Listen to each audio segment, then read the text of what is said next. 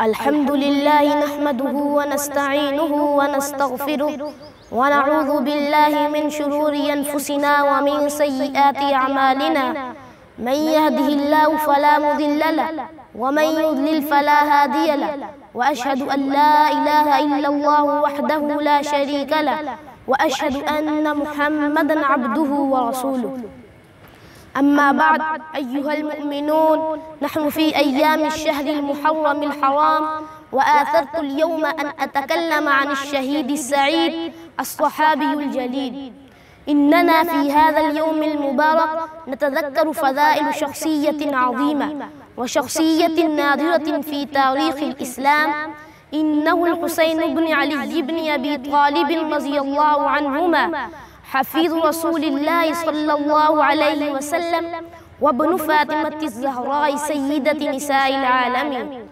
لقد كان الحسين رضي الله عنه مثالا للشجاعة والإباء والكرامة، ولم يكن هذا غريبا على ابن علي بن أبي طالب فارس الإسلام الأول، وابن فاطمة الزهراء رضي الله عنها، وأعظم مثال يقتدى به في التقوى والزهد والصبر.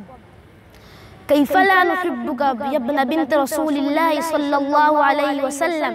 والنبي قال: الحسين مني وأنا من الحسين. كيف لا نحبه وهو الذي شارك في الفتوحات الإسلامية، وهو الذي ضحى بدمه من أجل أن يرد الظلم والظالمين.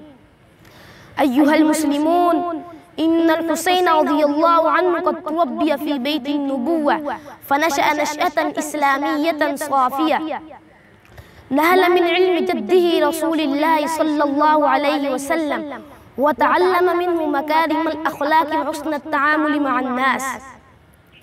كان يصعد على ظهر النبي صلى الله عليه وسلم. قال رسول الله صلى الله عليه وسلم في الحسين وأخيه الحسن: الحسن والحسين سيدا شباب أهل الجنة. فهذا هو مقام الحسين رضي الله عنه عند رسول الله صلى الله عليه وسلم، وهو مقام لا يناله إلا الأبرار من المؤمنين.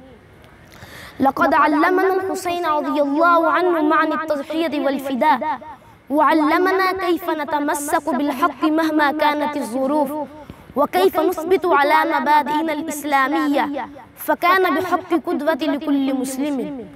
اللهم إنا نسألك أن ترزقنا حب الحسين وأهل بيته، وأن تجعلنا من المتمسكين بالحق والمنافحين عنه، وأن ترفعنا في الدرجات الحسين في عليين، وأن تجمعنا به في مستقر رحمتك. آمين، والحمد لله رب العالمين.